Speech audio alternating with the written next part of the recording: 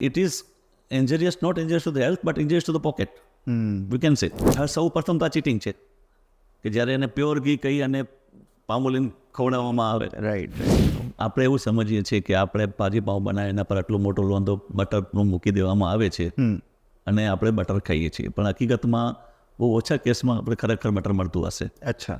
એ એક બીજું પદાર્થ છે. કન્ઝ્યુમર પોતાની ફરિયાદ નોંધાવી શકે છે તો અમદાવાદ મ્યુનિસિપલ કોર્પોરેશનમાં ફરિયાદ કરાવી શકાય છે અને એમાં એનો નંબર છે 155303.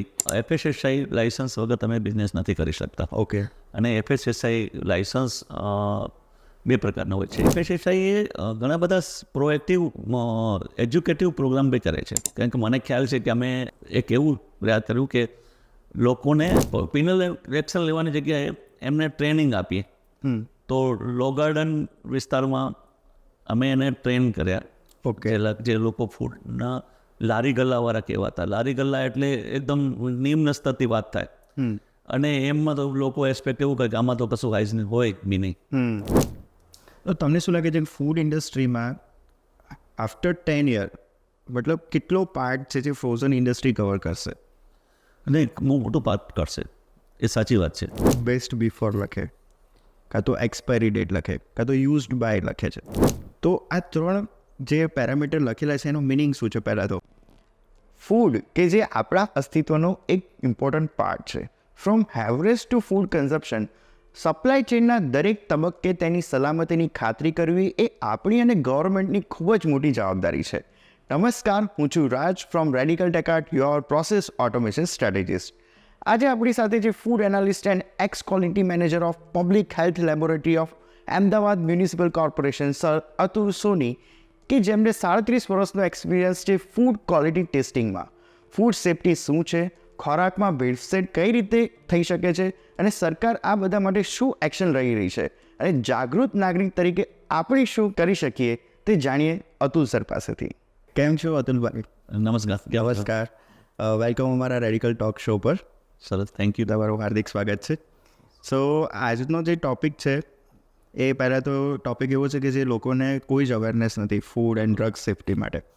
તો આપણે ત્યાંથી સ્ટાર્ટ કરીશું કે આજથી મતલબ 40 વર્ષ પહેલાં અત્યારે જે બધા ફૂડ બ્લોગર્સ છે અને જેમ બધા બહારનું ખાવાના શોખીન થયા છે, આજથી 40 વર્ષ પહેલાં જોવા જઈએ તો મને નથી લાગતું કે બધા આટલું બધું બહારનું ખાતા હતા. બિલકુલ. પહેલાં તો લોકોનું સ્થળાંતર પણ આટલું નહોતું થયું. બરાબર. તો એ ટાઈમે તમને કઈ રીતે આઈડિયા આવ્યો કે ફૂડ એન્ડ ડ્રગ સેફ્ટીમાં તમે તમારું કરિયર બનાવશો? હજી વસ્તુ એવું છે કે ફૂડ બાબતમાં મેં જ્યારે મારું સાયન્સમાં ગ્રેજ્યુએશન કર્યું ત્યારબાદ મારું ફર્સ્ટ જોબ મેં ગવર્મેન્ટ, સ્ટેટ ગવર્મેન્ટ, ગુજરાત ગવર્મેન્ટમાં ફૂડ ટેસ્ટિંગ લેબોરેટરીમાં જ થયું. અચ્છા. અને તે વખતે મારું કામકાજ એઝ એ કેમિસ્ટ તરીકે હતું. રાઈટ. પણ મેં એમાં ધીરે ધીરે એક્સપર્ટાઇઝ લેવાનો પ્રયત્ન કર્યો, એનું નોલેજ કર્યું. પછી મને ખ્યાલ આવ્યો આ તો બહુ મોટો વિશાળ સબ્જેક્ટ છે. રાઈટ. જેમાં ફૂડના એફથી કરીને ડી સુધીનું આપણે વિચારીએ તો એમાં ફૂડ મેન્યુફેક્ચરિંગ આવી જાય છે, ફૂડ હાર્વેસ્ટિંગ. સૌ પ્રથમ તો એનો જ્યાં બને છે ખેતરોમાંથી ઉદ્ગાટન, એટલે અમે એવું કહેતા કે ફાર્મ ટુ ફોર્ક. ઓકે. હા, એટલે જ્યાં ફાર્મમાં બને ફૂડ અને ફોર્ક પર આવે એટલે સ્પૂનમાં આવે ત્યાં સુધી આખી જે ચેઇન હોય છે એ ચેઇનમાં બધું ફૂડ એમાં રિકવર થાય છે. અચ્છા. એટલે મારો એવો ઇન્ટરેસ્ટ એમાં ડેવલપ થયો. પછી મેં એના પછી જે ગવર્મેન્ટની એક એક્ઝામ હોય છે જેને ઓથોરાઇઝ ફૂડ એનાલિસ્ટ માટેની હોય છે, એ વખતે પબ્લિક એનાલિસ્ટ કહેવાતું. ઓકે. એટલે મેં એક્ઝામ 89માં પાસ કરેલી. અને એ એક્ઝામનું સિલેબસ આઈ થિંક બહુ જ હાર્ડ હતું તે વખતે પણ. કારણ કે એ વખતે મને ખ્યાલ છે કે મેં 89-90માં જ્યારે ક્લિયર કરેલું ત્યારે આખા ગુજરાતમાં ખાલી 4 થી 5 ફૂડના એક્સપર્ટ્સ હતા. અચ્છા. જે મારા લેવલ પર જે એક્સપર્ટાઇઝમાં હતું એમાં. અને મને સેન્ટ્રલ ગવર્મેન્ટ દ્વારા ક્વોલિફાઈડ ફૂડ એનાલિસ્ટ જાહેર કર્યા. ત્યારબાદ સ્ટેટ ગવર્મેન્ટે મને નોટિફાઈડ કર્યું પર્ટિક્યુલર આ કેસ માટે, કામ માટે. અને મારો જે રિપોર્ટ હોય એ report of the public analyst કહેવાય, હવે ફૂડ એનાલિસ્ટ કહેવાય. એ report is direct admissible in the court as evidence. એટલે જે consider as a expert. Okay. એટલે એ ઓથોરાઇઝ તરીકે આપવામાં આવ્યું હતું. Okay. And authority also requires great responsibility. Definitely, yes. Yes. Okay. બહુ સરસ કહેવાય તમને આ હોદ્દા પર મતલબ ચાન્સ પડ્યો. મારો ક્વેશ્ચન એ છે કે એઝ અ ફૂડ એનાલિસ્ટ અને ડ્રગ ઓફિસર તમારું રૂટીન ઓફિસ કલ્ચર શું હોય છે? મતલબ તમારું ડે ઇનથી લઈને ડે આઉટ સુધી તમે કઈ ટાઈપની એક્ટિવિટીઝ કરતા હો છો? હું આપણે થોડું બેકગ્રાઉન્ડ આપું કે ઇન્ડિયામાં ફૂડ સેફ્ટીનું કઈ રીતે ઇમ્પ્લિમેન્ટેશન થાય છે ગવર્મેન્ટ સેક્ટરમાં. તો ગવર્મેન્ટ સેક્ટરમાં ફૂડનું જે છે એ અત્યારે જે કહી શકાય food safety and standards authority of India, જે સેન્ટ્રલ ગવર્મેન્ટની એક બોડી છે. ઓકે. અને એના અંડરમાં દરેક રાજ્યમાં ફૂડ સેફ્ટી કમિશનર હોય છે. અચ્છા. અહીં અમદાવાદ આપણે જે વાત કરીએ ગુજરાતની, તો ફૂડ એન્ડ ડ્રગ્સ ડિપાર્ટમેન્ટના જે કમિશનર છે એ કમિશનર છે ફૂડ સેફ્ટી કમિશનર. એના પછી દરેક ડિસ્ટ્રિક્ટમાં એક ડેઝિગ્નેટેડ ઓફિસર્સ હોય. ઓકે. અને જે લેબોરેટરી ટેસ્ટિંગની લેબોરેટરી હોય ત્યાં ફૂડ એનાલિસ્ટ હોય છે. ઓકે. એ લેવલ પર. અને ફૂડ એનાલિસ્ટનું કામ હોય છે કે જે સેમ્પલ્સ એમને રિસીવ થાય એનું ટેસ્ટિંગ કરાવવું અને એનું રિપોર્ટ આપવાનું. એટલે ફૂડ જે ડેઝિગ્નેશન ઓફિસર્સ હોય એના અંડરમાં ફૂડ સેફ્ટી ઓફિસર્સ હોય જે ફિલ્ડમાં કામ કરે, જે જ્યાં બી ફૂડ સેફ્ટીના જે બી કાયદાના રૂલ્સ અને રેગ્યુલેશન્સ હોય એનું ઇમ્પ્લિમેન્ટેશન કરાવવાનું થાય. તો એમાં લાઇસન્સિંગથી કરી અને ફૂડ ક્વોલિટી કંટ્રોલ સુધીના બધું કામ થાય. અને એ દરમિયાન ફૂડમાં ક્યાંય પણ શંકા જણાય અથવા તો રૂટીન કેસમાં વિજિલન્સ માટે બી અને અલગ અલગ જરૂરિયાત મુજબ એ લોકો ફૂડના સેમ્પલ્સ ડ્રો કરે અને એ લેબોરેટરીમાં મોકલી આપે. ઓકે. અને લેબોરેટરીમાં એનું સાયન્ટિફિકલી ટેસ્ટિંગ થાય. અને એ ટેસ્ટિંગ પછી એ જે રિપોર્ટ જનરેટ થાય એ એના પર આગળની કાર્યવાહી કરવામાં આવે. જરૂર પડે તો એના પરથી પેનલ્ટી બી કરી શકાય અને કોર્ટમાં કેસ બી થાય જેવા કંઈક પણ મિસ એડલ્ટ્રેશન એમાં સામે આવે. ઓકે. તો ફૂડમાં બેઝિકલી કઈ ટાઈપના ઇન્સ્પેક્શન થતા હોય છે? લાઈક એવું ફિઝિકલ ઇન્સ્પેક્શન હોય છે કે પેલા ઇન્સ્પેક્શન લેબોરેટરીમાં કેમિકલ ઇન્સ્પેક્શન હોય કે? એટલે લેબોરેટરીમાં જે પહેલી વસ્તુ જે ઇન્સ્પેક્શન જે છે એ ઓન ધ ફિલ્ડ થતું હોય. ઓકે. એટલે ફૂડ સેફ્ટી ઓફિસર એ બી ટ્રેન હોય છે અને એમને એક ટ્રેનિંગ આપવામાં આવી હોય છે કે પ્રાઇમરી એ ફૂડને કોઈ વાસી ફૂડ દેખાય છે કે નહીં, અનહાઇજનિક કન્ડિશનમાં બનતું હોય, એનું આજુબાજુનું વાતાવરણ સારું ના હોય. ઓકે. એટલે એવા કારણસર ફૂલે પછી જે લેબોરેટરીમાં આવે છે એ લેબોરેટરી અલગ અલગ પ્રકારના ટેસ્ટિંગ કરે. એમાં ફિઝિકલ ટેસ્ટિંગ હોય, કેમિકલ ટેસ્ટિંગ હોય છે, ઇન્સ્ટ્રુમેન્ટલ ટેસ્ટિંગ હોય, માઇક્રોબાયોલોજીકલ ટેસ્ટિંગ પણ હોય. ઓકે.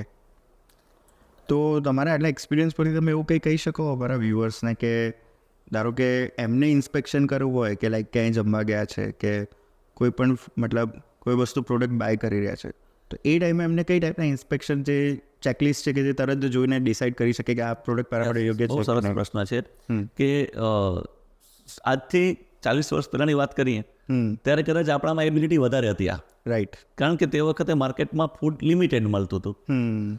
ફૂડને આપણે ડાયરેક્ટ ટચ કરીને જોતા હતા. રાઈટ.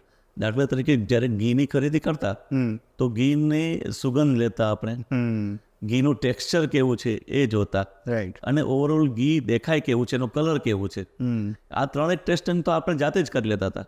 હવે પાઉચ પેકમાં આવે છે કે ડબ્બા પેકિંગમાં આવતો હોય ઘી, એટલે આ વખતે એ હવે ફિઝિકલ ટેસ્ટિંગ આપણે ઓછું કરી શકીએ.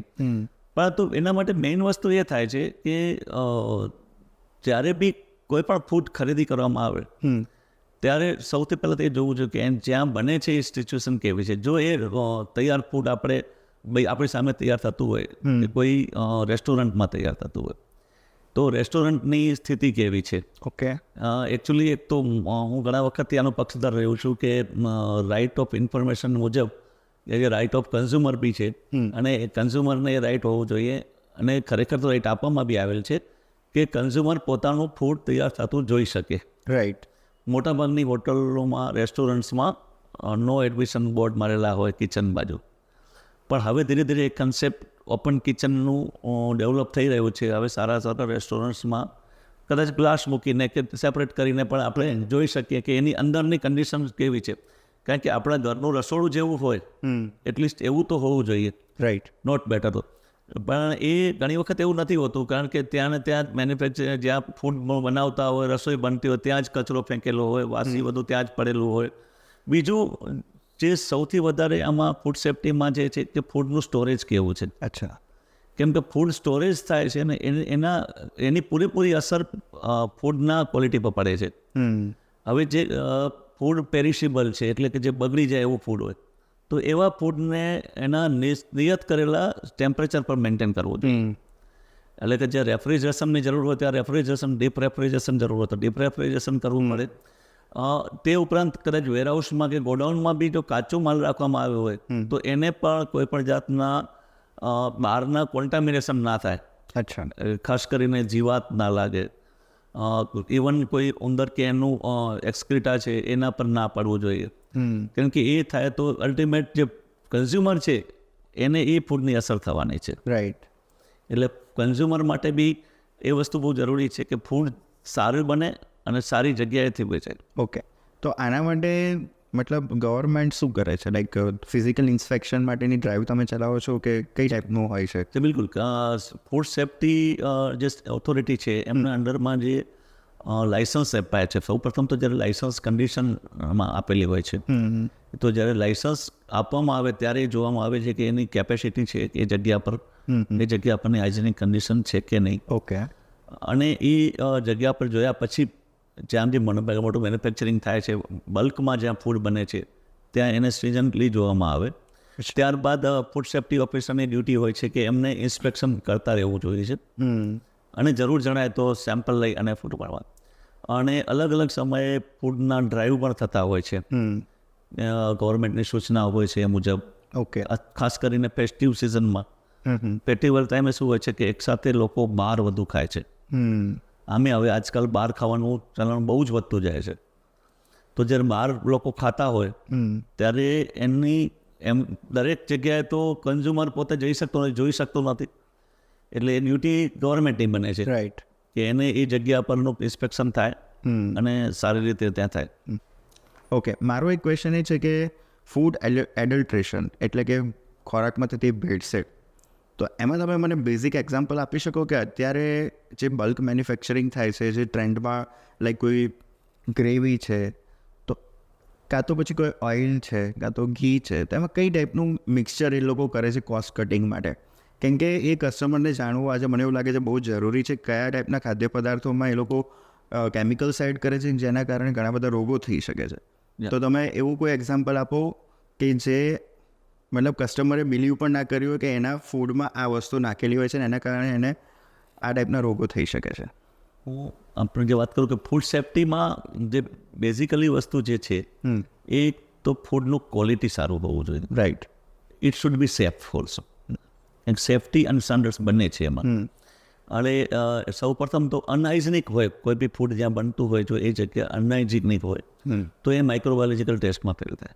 રાઈટ. કારણ કે એનું જ્યારે માઇક્રોબાયોલોજીકલ ટેસ્ટિંગ આવે તો એની અંદરના માઇક્રોબ બેક્ટેરિયા છે એની સંખ્યા વધી જાય અને એમાંથી કેટલાક બેક્ટેરિયા જે પેથોજેનિક હોય કે જે આરોગ્ય માટે હાનિકારક હોય તો એવા કિસ્સાઓમાં પછી એવું ત્યારે બને જ્યારે ખોરાક બનાવીને યા તો મૂકી રાખવામાં આવ્યું હોય અથવા જે ફૂડ હેન્ડલર હોય જે ફૂડને હેન્ડલ કરે છે એને એમને એમ હાથથી લગાવેલા હોય અને એ કોઈ જગ્યાએ એના કોન્ટામિનેશન ફૂડમાં આવતા હોય એટલે એવા કારણે થઈ જાય. બીજી વાત છે કે ભેળસેળની એટલે સ્ટાન્ડર્ડ્સ એટલે ભેળસેળ એવી વસ્તુ છે કે ઇન્ટેન્શનલી કરવામાં આવે. અચ્છા. ઇન્ટેન્શનલી એવી રીતે કરવામાં આવે એનો ભેળસેળનું મુખ્ય કારણ હોય છે નફો. એનો બેઝિક નફો વધારવા માટે એ પોતાનું કોસ્ટ કટિંગ કરવાનો છે મેન્યુફેક્ચરર. બહુ સિમ્પલ ઉદાહરણ કરીએ તો પ્યોર ઘીનું ઉદાહરણ છે. ઓકે. પ્યોર ઘી જે છે એની કિંમત 600, 700, 800 રૂપિયા જેવું હોઈ શકે પર કેજી. હવે એની સાથે જો વનસ્પતિ ઘી મેળવવામાં આવે તો એની કિંમત તો કદાચ 100 રૂપિયાની અંદર બી હોય કિલોની. રાઈટ. બીજું છે કે પામ ઓઇલ કે પામોલે એવા તેલ જે છે એ ઇઝીલી ઘીની સાથે મિક્સ થઈ જાય અને સામાન્ય રીતે કન્ઝ્યુમરને ખ્યાલ બી ના આવે. કેમ કે વનસ્પતિ અને પામ ઓઇલની પણ પ્રોપર્ટી એવી જ છે કે ઠંડીમાં થોડું જામી જાય, ગરમીમાં લિક્વિડ શેપમાં રહે. એ ઉપરાંત વધારે પ્રો લેવલના જો ભેળસેળિયા હોય તો એમાં એ પછી એનો સુગંધ એડ કરે ઘી ફ્લેવર. અચ્છા. તો એને પ્યોર ઘીથી પણ વધારે સુગંધદાર દેખાય. અચ્છા. એટલું સરસ ઘી આવે. અને એ ઉપરાંત એને જે સામાન્ય ભેળસેળમાં હોય છે એમાં એ લોકો ટર્મરિક એટલે હળદી નાખીને ઘીને યલો કલર આપવામાં આવે. એટલે આ એક પ્રકારનો ભેળસેળ થાય. છતાં બી આ ભેળસેળમાં સૌથી મોટો ભાગ છે કે આ ભેળસેળ છે એ આરોગ્યને એટલી હાનિકારક ના કહી શકાય, કારણ કે એમાં ખાદ્ય પદાર્થ જ ભેળવામાં આવે છે. એક ખાદ્ય પદાર્થની અંદર બીજું ખાદ્ય પદાર્થ, એટલે it is injurious, not injurious to the health, but injurious to the pocket. We can say. Right. કેમ કે એનાથી સૌ પ્રથમ તો આ ચીટિંગ છે કે જ્યારે એને પ્યોર ઘી કહી અને પામોલીન ખવડાવવામાં આવે, રાઈટ રાઈટ. તો બેસ્ટ છે. પરંતુ એનાથી વિશેષ જે હાનિકારકની વાત કરીએ તો દાખલા તરીકે પ્યોર દૂધ હોય તો દૂધની અંદર કોઈ આપણે આટલા વર્ષોથી મતલબ વૈદિકકાળથી કદાચ ચાલતું આવતું હશે કે દૂધમાં પાણીની ભેળસેળ થાય, પણ દૂધમાં પાણીની ભેળસેળની જગ્યા પર હવે કેટલીક જગ્યાએ સિન્થેટિક મિલ્ક શબ્દ બી આવી રહી છે.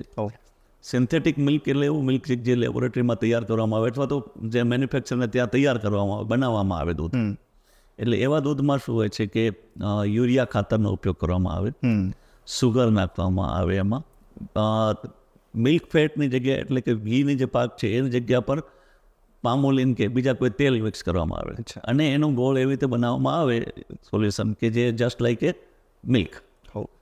અને એવા મિલ્ક જે છે એ ડાયરેક્ટ કન્ઝ્યુમર ના થાય તો એની સાથે 50% મિક્સ કરીને બી થાય, અથવા તો બીજા ઉપયોગમાં દૂધમાં ત્યાંનો ઉપયોગ થાય છે. પણ આમાં આ વસ્તુ કે જે યુરિયા એસિડ કે ડિટર્જન્ટ વાપરવામાં આવે ઇઝ ઇન્જરિયસ ટુ ધ હેલ્થ.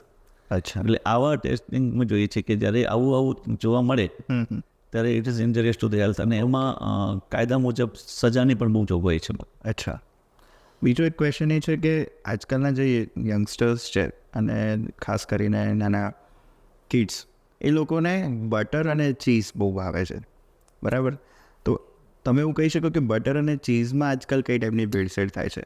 બધા લોકો અમૂલનું બટર યુઝ કરે એવું તો નથી, તો જે બીજી બધી અમુક બ્રાન્ડ્સ માર્કેટમાં અવેલેબલ છે તો એકચ્યુઅલ બટર છે કે નહીં, બરાબર? અને પહેલાં તો ચીઝ, બરાબર, ચીઝ જે મતલબ બીજી અલગ બ્રાન્ડની મળે છે, તો એમાં કઈ ટાઈપની ભેળસેળ હોઈ શકે છે? આપણે એવું સમજીએ છીએ કે આપણે ભાજી પાઉં બનાવીએ એના પર આટલું મોટો લોંધો બટરનું મૂકી દેવામાં આવે છે અને આપણે બટર ખાઈએ છીએ, પણ હકીકતમાં બહુ ઓછા કેસમાં આપણે ખરેખર બટર મળતું હશે. અચ્છા. એ એક બીજું પદાર્થ છે, એક ખાદ્ય પદાર્થ છે, પણ એને નામ માર્ગરીન છે. અચ્છા. એ મિલ્ક ફેટમાંથી નથી બનતું, પણ એ પામોલીન કે તેલમાંથી બને છે. અચ્છા. પણ એ બટર જેવું જ દેખાય અને ઇઝ કહેવું કે વેજીટેરિયન વેજ વસ્તુ છે, પણ એ ઇઝ નોટ એ બટર. એટલે જે દૂધની જે સારી વસ્તુઓ જે મળવી જોઈએ એમાંથી ના મળે. અચ્છા. અને it's very cheap compare to butter, it's a cheap. અને એને અલગ અલગ નામથી વેચવામાં બી આવતા હોય છે, લાઇટ બટર છે કે એ બધું, પણ એ ડેરી એનાલોગ કહેવાય એને. પણ એ ડેરી એનાલોગ એકચ્યુઅલી એ નામથી તો વેચી પણ ના શકાય બટર તરીકે.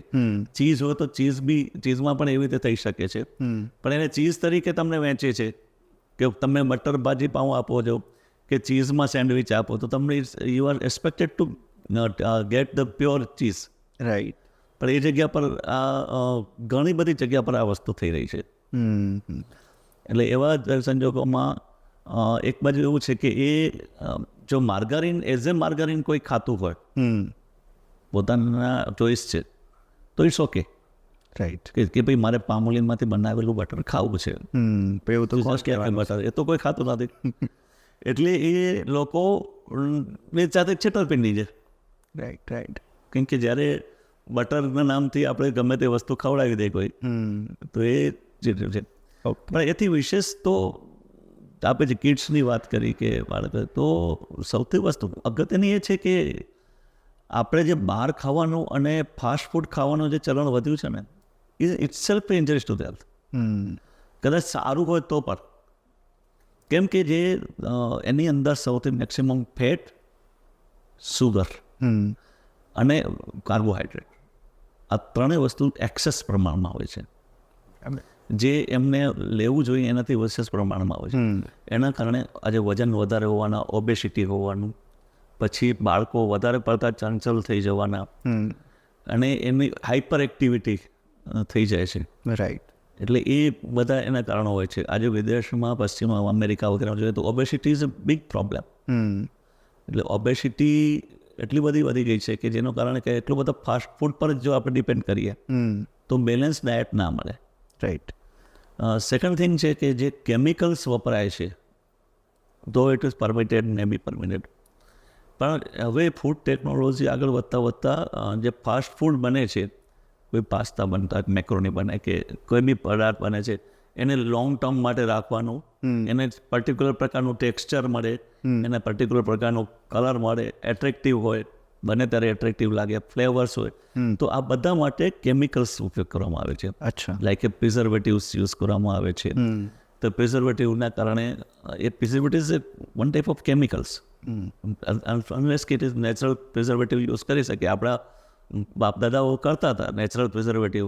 Sugar is a preservative, oil is a preservative, our spices is a preservative, salt is also preservative. એ નેચરલ પ્રોડક્ટ, પણ હવે કેમિકલ્સ યુઝ થાય છે. અને એ એક્સેસ પ્રકારમાં જો યુઝ થતા હોય અને એનો વારંવાર આપણે ઉપયોગ કરીએ તો it may be injurious to the health. Right. તમારા 38 યરના એક્સપિરિયન્સમાં તમને શું લાગે છે કે પહેલાં અને અત્યારે ફૂડ પોઈઝનિંગના કેટલા કેસીસ સામે આવે છે? સારું રહેવાનું કારણ અમદાવાદની વાત કરીએ તો કેટલા છે અત્યારે? છે ફૂડ પોઈઝનિંગ થવું એ ઇમિડિયેટ રિએક્શન છે કે કંઈક ખાધું ને બીજા દિવસે કે તે દિવસે જ કોઈ ઝાડા ઉલટી થઈ ગયા, તો એ એક પ્રકાર છે કે ઇન્જરીસ ટુ ધ હેલ્થ માટેનો. અને એવા કિસ્સાઓ બને છે ઘણી વખત આપણે છાપામાં વાંચીએ છીએ કે કોઈ લગ્નમાં ફૂડ પોઈઝનિંગ થયું અથવા કોઈ ફેસ્ટિવલમાં ઘણા બધા લોકો સાથે ગયું, તો એ બધા રિપોર્ટેડ કેસીસ હોય છે કે એ બધા કેસીસમાં થાય છે. પણ જે અનરિપોર્ટેડ થાય છે એ વસ્તુ એ છે કે જે આપણે ખાઈએ છીએ ને આજને જ આપણે નુકસાન નથી થતું, પણ લાંબા ગાળે નુકસાન થાય. જે કેમિકલ્સ યુઝ થાય છે એ લાંબા ગાળા પર યુઝ થાય છે. એટલે એમાં કેટલાક કેમિકલ્સ કાર્સિનોજેનિક બી હોઈ શકે. આજે આપણે જોઈએ છીએ કે ઓવરઓલ આપણા 30-40 વર્ષમાં જુઓ તો કેન્સરના કેસોમાં ખૂબ મોટો વધારો થઈ રહ્યો છે. રાઈટ. એનું એક કારણ માનવામાં આવે છે કે જે પેસ્ટિસાઇડ ફાર્મ લેવલ પર યુઝ થાય છે એ રિમૂવ નથી થતું. ઓકે. અને પેસ્ટિસાઇડ એ એવા કેમિકલ્સ છે કે જે બાયોડિગ્રેડેબલ નથી હોતા, એટલે આપણા બોડીની અંદર એક્યુમ્યુલેટ થાય છે ને અલ્ટિમેટલી કોઈ પણ જગ્યાએ એનું આપણે ખરાબ એનું અસર જોવા મળે, ખરાબ અસર જોવા મળે છે. એટલે જે કેન્સરના જે કેસીસ વધતા જાય છે. બરાબર. અને ઘણી બધી હોસ્પિટલો કેન્સર પર છે. હવે ધારો કે કોઈ ક્રિમિનલ એક્ટિવિટી થાય તો આપણે પોલીસને યાદ કરીએ 100 નંબર, બરાબર. તો હવે ધારો કે કોઈ આપણી આંખોની સામે એવું દેખાય છે કે અહીંયા હાઇજીન પ્રોપર મેન્ટેન નથી થતું, કે ફૂડ બરાબર નથી, કે તો કોઈ પણ XYZ પ્રોબ્લેમ્સ છે, તો એ ટાઈમે કસ્ટમરને અગર ગવર્મેન્ટને કહેવું હોય કાં તો ફૂડ ઇન્સ્પેક્ટરને જણાવવું હોય કે અહીંયા આગળ ફ્રોડ થઈ રહ્યું છે, કાં તો એના કારણે ઘણા મોટા વર્ગને નુકસાન થઈ શકે એમ છે, તો એ કેસમાં એને કહેવું હોય તો કોને કહી શકે? અને એના માટે કોઈ હેલ્પલાઇન નંબર છે? હેલ્પલાઇન નંબર બી છે. અને ફૂડ સેફ્ટીની વેબસાઇટ જે છે, ફૂડ સેફ્ટી ઓથોરિટી ઓફ ઇન્ડિયાની FSSAI, એની વેબસાઇટ પણ એક્ટિવ છે. એન્ડ ત્યાં બી કન્ઝ્યુમર પોતાની ફરિયાદ નોંધાવી શકે છે. ત્યાં ઈમેલ આઈડીસ બી આપેલા છે, ત્યાં ઈમેલ કરી શકે. ઉપરાંત અમદાવાદની વાત કરીએ તો અમદાવાદ મ્યુનિસિપલ કોર્પોરેશનમાં ફરિયાદ કરાવી શકાય છે. અને એમાં એનો નંબર છે 155303. ઓકે. એ નંબર પર કોલ કરીને કોઈ બી ફરિયાદ કરી શકે છે. ઓકે. અને એના એક્શન પણ લેવામાં આવે છે. ઓકે. એને ઇમિડિયેટલી જેને જાણ થાય છે તો એના પર જરૂરી ફૂડ સેફ્ટી ઓફિસર એ જગ્યા પર જઈને એની કાર્યવાહી કરતા હોય છે. એમાં મિનિમમ ટર્ન અરાઉન્ડ ટાઈમ કહી શકો કે કેટલા ટાઈમમાં એક્શન લેવાઈ જાય છે? ડિપેન્ડ્સ કે કઈ ટાઈપનું કેસ છે.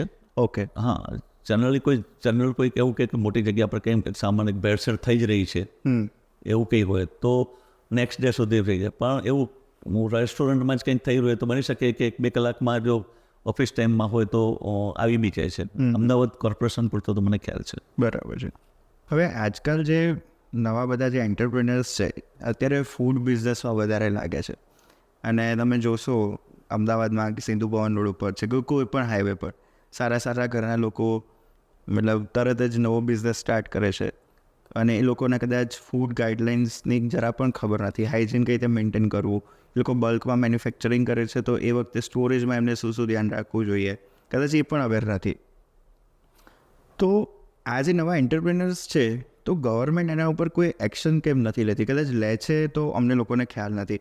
એના માટેનો કોઈ પ્રોટોકોલ્સ છે કે એમને કોઈ નવો બિઝનેસ, લાઈક અમે લોકો નવો કોઈ બિઝનેસ રજિસ્ટર કર્યા વગર સ્ટાર્ટ કરીએ તો એના ઘણા બધા રૂલ્સ એન્ડ રેગ્યુલેશન છે, તમે ના કરી શકો. GST નંબર વગર તમે બિઝનેસ જ ના કરી શકો. તો એ રીતે ફૂડ રિલેટેડ જે આટલી ક્રિટિકલ વસ્તુ છે તેમાં કોઈ છે કે જેમાં પર્ટિક્યુલર લાયસન્સ વગર તમે કોઈ સ્ટોલ જ ના નાખી શકો? બિલકુલ છે. ઓકે FSSAI લાઇસન્સ વગર તમે બિઝનેસ નથી કરી શકતા. ઓકે અને FSSAI લાઇસન્સ 2 પ્રકારના હોય છે. એક રજિસ્ટ્રેશન હોય છે, નાના વેપારીઓ હોય એનું ટર્નઓવર 12 લાખથી વધારે ના હોય તો એક રજિસ્ટ્રેશન કરવાનું હોય છે, અને એ રજિસ્ટ્રેશન નંબર બી FSSAI નંબર એમને મળે છે.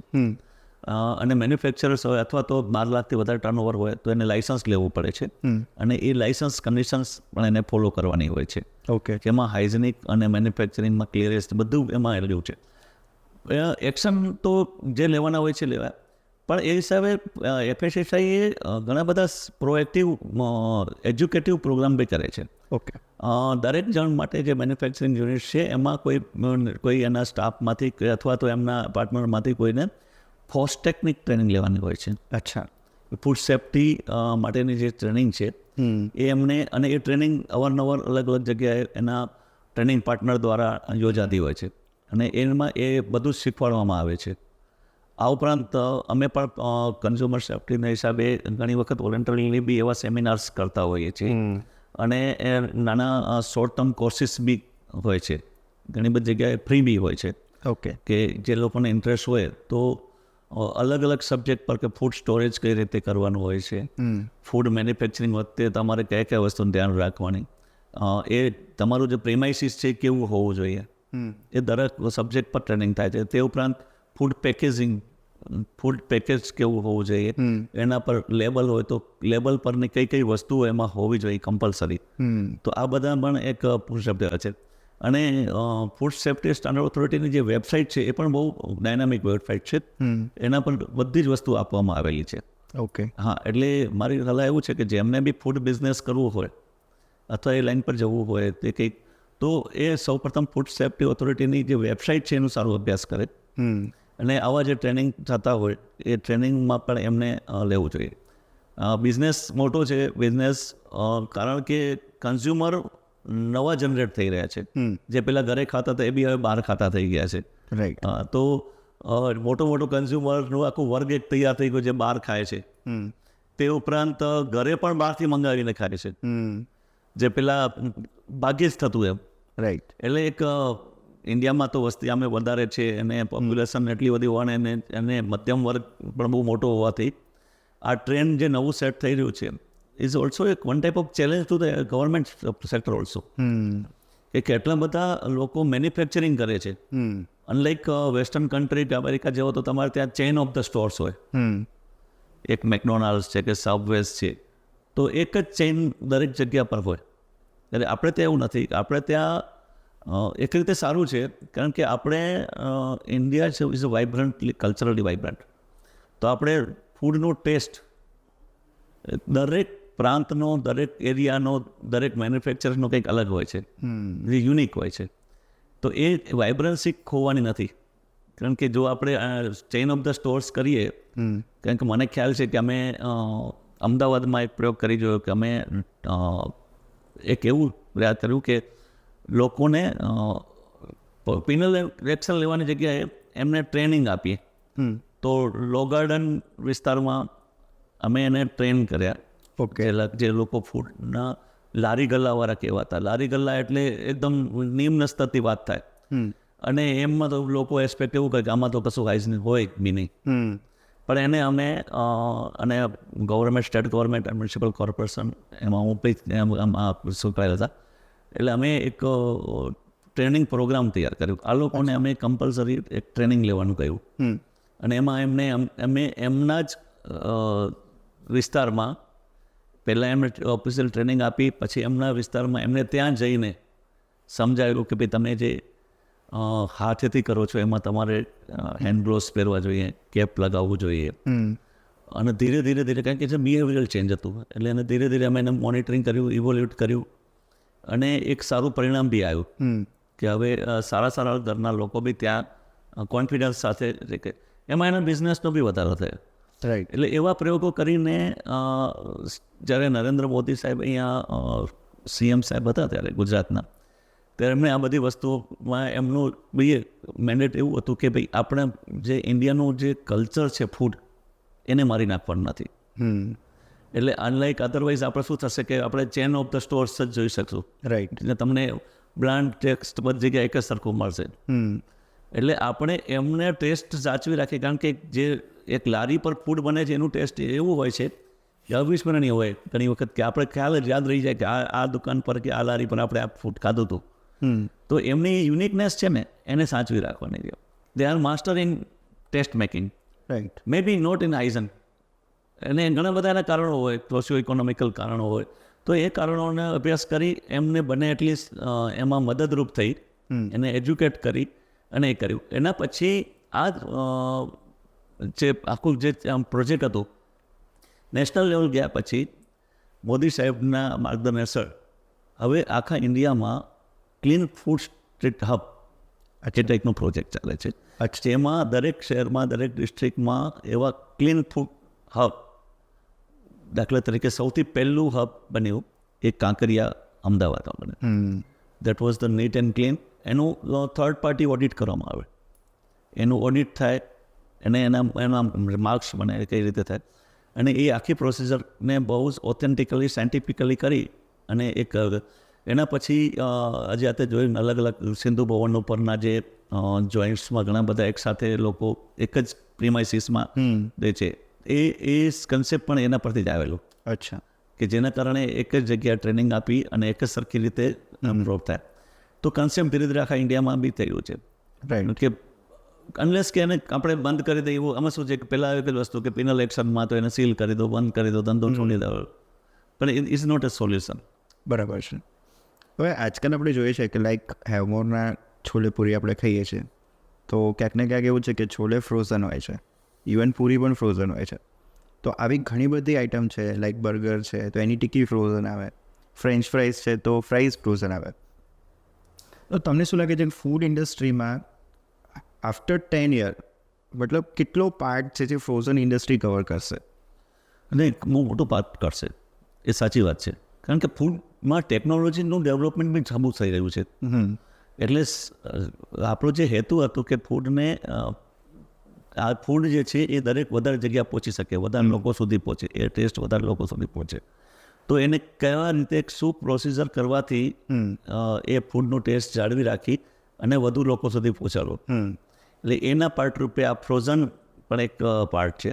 ઓકે. એનામાં એને જ્યારે ફ્રોઝન ફૂડ હોય ત્યારે એને અગાઉથી કેટલાક પ્રિકોશન્સ લેવા પડે, કારણ કે જો એનામાં કંઈ પણ આમાં મારો મેઇન ક્વેશ્ચન એ છે કે આ જે ફ્રોઝન ફૂડ છે તેમાં જે રિયલ ફૂડ આપણે જે તરત બનાવીને ખાઈ લઈએ છીએ એમાં અને ફ્રોઝન ફૂડ્સમાં ન્યુટ્રિશનમાં કેટલું પર્સન્ટેજ ડાઉન થાય છે, કે કાં તો એ હેલ્ધી છે કે નહીં આપણા માટે? નહીં, જો ફ્રોઝન ફૂડને પ્રોપરલી પ્રિપેર કરવામાં આવ્યું અને ફ્રોઝન રહ્યું હોય અને એને કન્ડિશન જળવાઈને રહ્યું હોય તો it's as good as it. Test આપણે કેમિકલી કે માઇક્રોબાયોલોજીકલી કહીએ ઓકે. હવે ટેસ્ટ છે ને એ દરેક આઇટમ વાઇઝ અલગ અલગ હોય છે. એટલે ફ્રેશલી જ્યારે તમે કોઈ ઇન્ગ્રેડિયન્ટ્સ ફ્રાય કરતા હો અથવા તો એનો વઘાર કરવામાં આવે ત્યારે જે ખુશ્બુ આવતી હોય એની અંદર એમાં ઇન્કોર્પોરેટ બહુ સરસ રીતે થતી હોય, અને તેમાં ઇન્ડિયન સ્પાઇસીસ છે એ ત્યારે એને પ્રોસેસ કરવામાં આવે ત્યારે જે લાઈવ જે છે એનું તો ટેસ્ટ અજુર હોય છે, પણ એને સબસ્ટિટ્યૂટ તરીકે આ ચાલે છે. કે હા, પણ એ 100% આઈ ડોન્ટ થિંક કે અત્યારે એ સબસ્ટિટ્યૂટ કહી શકાય. એટલે જ મોસ્ટલી હજુ સેમી પ્રિપેર્ડ આઇટમ આવે છે કે એના પછી કાંઈક તો પ્રોસિજર ત્યાં કરવાની હોય છે, ડાયરેક્ટલી યુઝ નથી કરતા, પણ મોટાભાગમાં થોડી મોટી પ્રોસિજર કરતા હોય છે. ઓકે. પણ હજુ it's a long way to go. Right. હવે ધારો કે ફ્રોઝન ફૂડની વાત નીકળી જ છે તો મારો બીજો ક્વેશ્ચન એ છે કે જેટલા પણ માર્કેટમાં ફ્રોઝન મતલબ વેજીટેબલ્સ મળે છે કે ફ્રોઝન ગ્રેવી મળે છે કે કોઈ પણ તમે ફૂડ આઇટમ્સ લઈ લો તો દરેક ઉપર પહેલાં તો બેસ્ટ બિફોર લખે, કાં તો એક્સપાયરી ડેટ લખે, કાં તો યુઝડ બાય લખે છે. તો મને ખ્યાલ છે ત્યાં સુધી દરેકની સેલ્ફ લાઈફ અલગ અલગ છે. તો આ 3 જે પેરામીટર લખેલા છે એનું મિનિંગ શું છે પહેલાં તો? અને ધારો કે બેસ્ટ બિફોર લખ્યું છે તો એની પહેલાં કેટલા ટાઈમ પહેલાં યુઝ કરી લેવું જોઈએ? એક્સપાયરી ડેટ છે અને બેસ્ટ બિફોર, તો એ બંને વચ્ચેનું અંતર શું છે એ થોડું જાણવું છે. ફૂડ સેફ્ટી કાયદા હેઠળ, રેગ્યુલેશન હેઠળ એક પ્લેસ હતું કે best before date, best before month, કયા મંથ સુધી યુઝ કરી શકાય અથવા તો કયા ડેટ સુધી યુઝ કરી શકાય. રાઈટ. પરંતુ છેલ્લા 4-5 મહિના પહેલાં એમાં સુધારો થયેલો છે. અચ્છા. અને એ સુધારો એવું થયું છે કે હવે બેસ્ટ બિફોર ડેટ લખવાની નથી, ઓકે. એની બદલે કમ્પલસરી એક્સપાયરી ડેટ લખવાની છે. ઓકે. યુઝ બાય ડેટ અથવા એક્સપાયરી ડેટ બંને સેમ છે કે એના પછી ફૂડ વાપરી નહીં શકાય. This is the end of. Okay. અત્યાર સુધી એવું તો બેસ્ટ બિફોર હતું ને એ થોડું કન્ફ્યુઝિંગ હતું, કારણ કે બેસ્ટ બિફોર ડેટ પછી food may or may not be eatable or not. કારણ કે એના પછી એવું થતું કે મેં એવું કહ્યું છે કે બેસ્ટ બિફોર છે એટલે મારું આ પ્રોડક્ટ આ તારીખ સુધી બેસ્ટ છે, એના પછી સારું બી હોઈ શકે, થોડું ઓછું સારું હોઈ શકે, બરાબર છે. એટલે એ કન્ફ્યુઝન રહેતું હતું. એટલે પછી ગવર્મેન્ટે હવે compulsory use by date month એ યર આપવાનું રહે છે.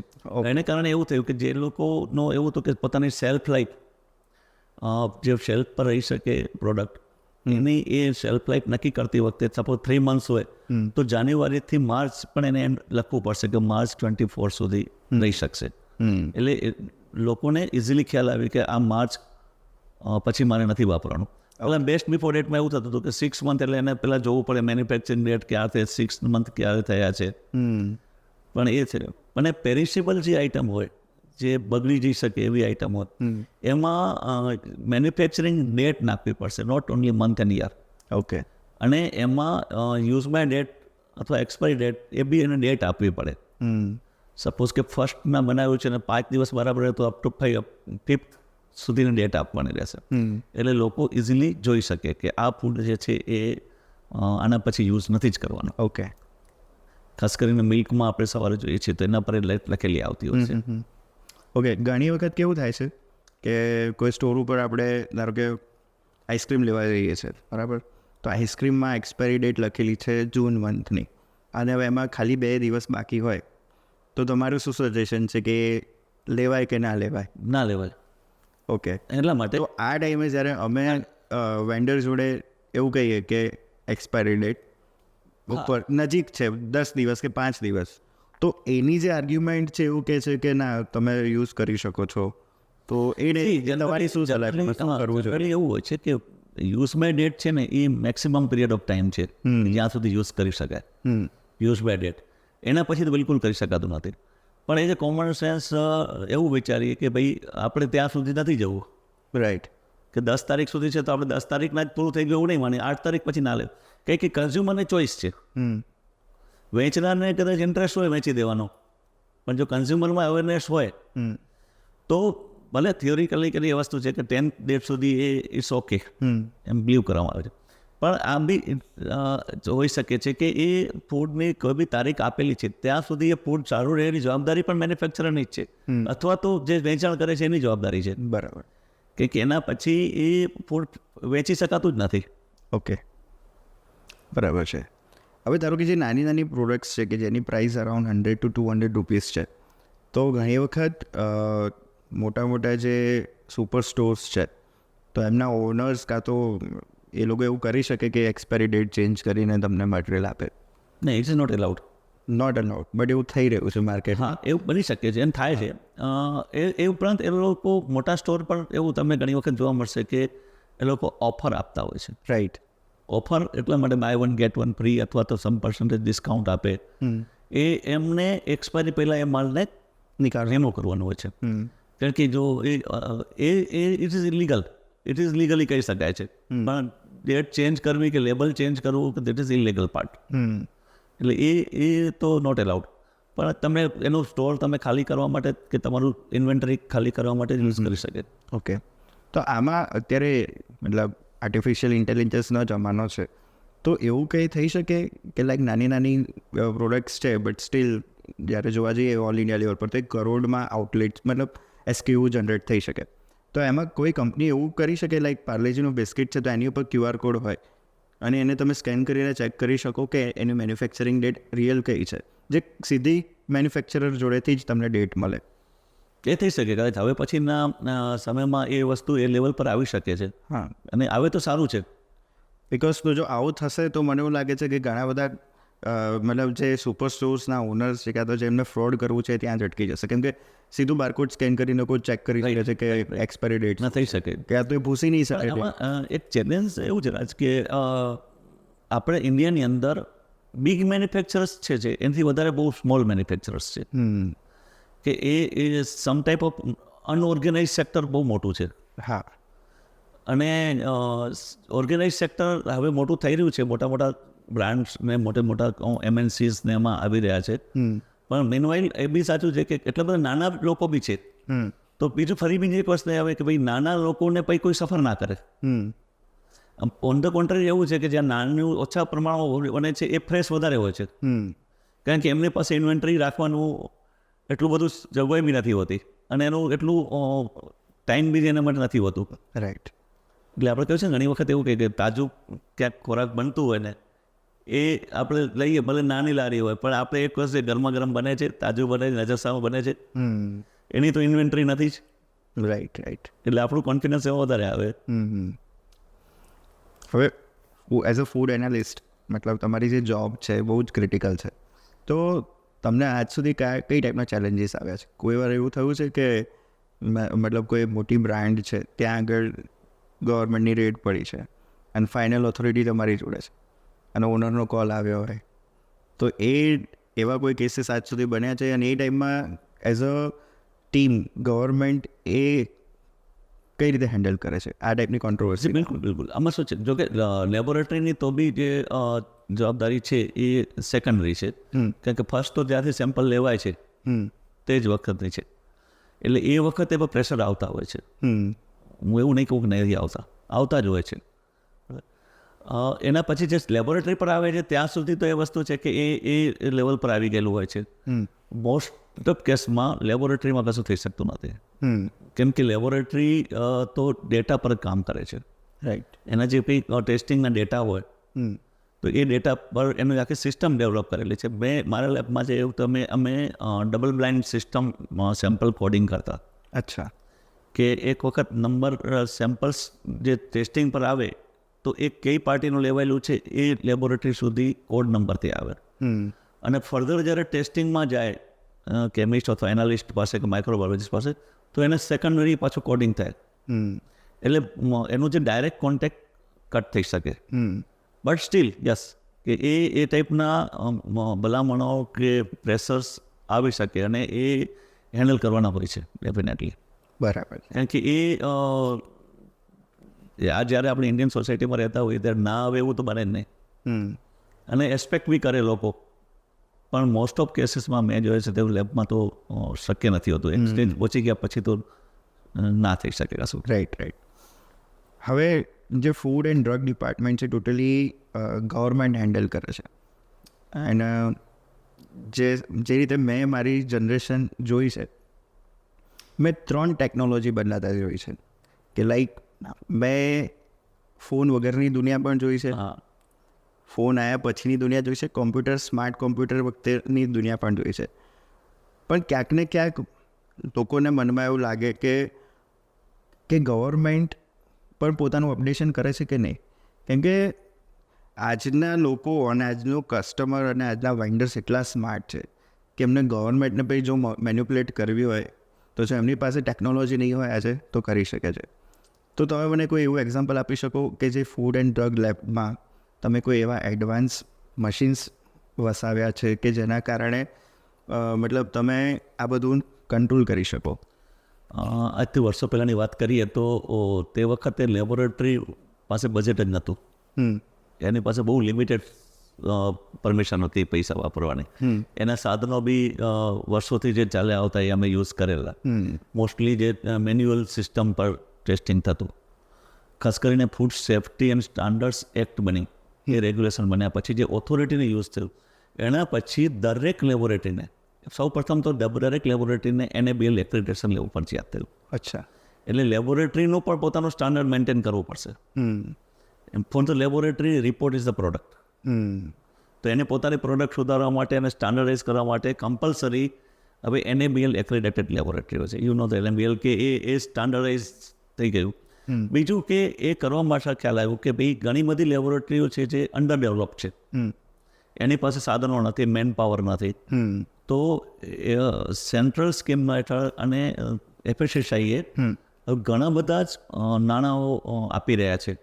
એવા ઇન્સ્ટ્રુમેન્ટ, નવા ઇન્સ્ટ્રુમેન્ટ્સ, કરોડ રૂપીસના ઇન્સ્ટ્રુમેન્ટ્સ છે, લેબોરેટરી પર આવી રહેલા છે. અને એની કન્ટિન્યુઅસ ટ્રેનિંગ કરવામાં આવી રહ્યા છે.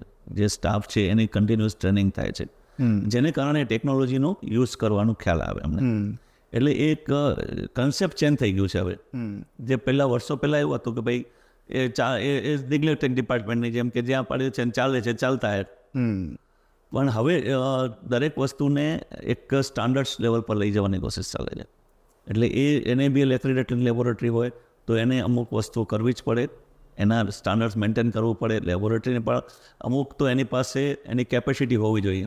કારણ એવું નથી કે ભાઈ 1-2 જણ બેઠા છે ને લેબોરેટરીમાં રોજના રિપોર્ટ છાપી દે છે, એવું શક્ય નથી.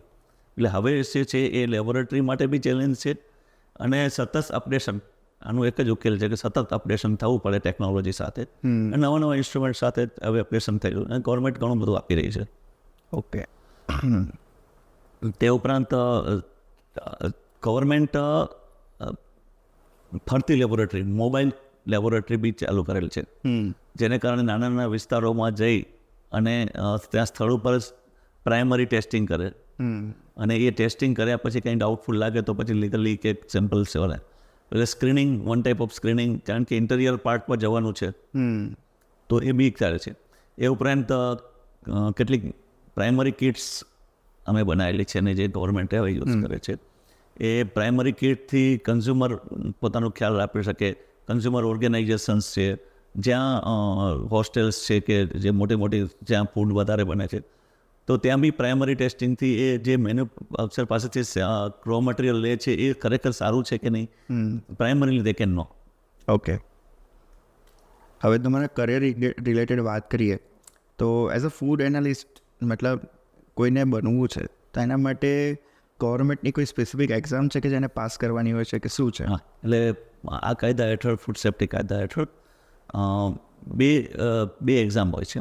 એક જુનિયર ફૂડ એનાલિસ્ટની એક્ઝામ હોય છે અને એક ફૂડ એનાલિસ્ટ એક્ઝામ હોય છે. ઓકે. અને જુનિયર ફૂડ એનાલિસ્ટમાં MSc થયેલા છોકરીઓ એક્ઝામ આપી શકે છે. અને મિનિમમ 3 years એક્સપિરિયન્સ પછી ફૂડ એનાલિસ્ટ એક્ઝામ બી આપી શકાય છે. એટલે ગવર્મેન્ટનું હેતુ એવું છે કે લોકો મેક્સિમમ ક્વોલિફાઈડ લોકો આ લાઈન પર આવે. એટલે એક સરસ એને જોડે પડે છે. અને ફૂડ એનાલિસ્ટ એક્ઝામ પાસ કરેલ હોય એ જ રિપોર્ટ કરી શકે. એટલે એ ક્વોલિફાઈડ લોકો જ આ કામ કરી શકશે. બરાબર છે. ઓકે. તમારા આજે ફૂડ એનાલિસ્ટના જર્નીમાં તમે લોકોને શું સજેસ્ટ કરવા માગો છો અત્યારે, કે તમારા એક્સપિરિયન્સ પરથી શું સજેસ્ટ કરી શકો કે જેમને ધ્યાનમાં રાખવા જેવી બાબત છે કે કંઈ પણ તમને કંઈ કહેવું હોય તો? કન્ઝ્યુમરને હું એવું કહીશ કે ફૂડ આપણે બીજે બધા પૈસા બચાવે ચાલે, પણ ફૂડમાં ક્વોલિટી પ્રોડક્ટ લેવાની, કારણ કે એ હેલ્થથી રિલેટેડ છે.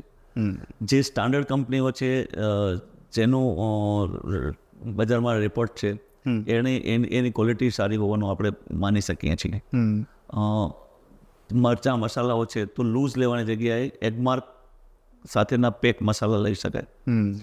જો આપણે કારણ કે જે લૂઝ ગામડાઓમાં સુધી વેચાતું હોય છે જે મટીરિયલ, એમાં એ સાચું હોવાની અને કોઈની જવાબદારી નથી હોતી. જ્યારે મેન્યુફેક્ચરર બહુ મોટી કંપની લઈને બેઠા હોય તો એને કંઈ પણ કરવું હોય તો એની બહુ મોટી જવાબદારી થઈ જાય. એટલે એ રીતે થઈ શકે છે. લૂઝ કરતાં પેકેટમાં લેવાનું અને એના પર FSSAI લોગો છે કે નહીં, નંબર છે, એના પર બધી જે વિગતો જરૂરી છે, ઇન્ગ્રેડિયન્ટ્સ છે, હવે ન્યુટ્રિશન વેલ્યુઝ બી હોય છે, તો એ બધું છે એવું કન્ફર્મેશન કરીએ તો આપણે મન પર એક રાહત થઈ જાય. બીજું, જ્યારે આપણે તૈયાર ફૂડ હોટલ રેસ્ટોરન્ટમાં જમીએ છીએ તો એવી જગ્યા પર જઈએ કે જ્યાં કમ્પેરેટિવલી એનું હાઇજનિક કન્ડિશન સારી હોય, કારણ કે ઘણી વખત એ કોમ્પ્રોમાઇઝ થતું હોય છે. એટલે એ વધારે સારું છે. બરાબર છે. ઓકે.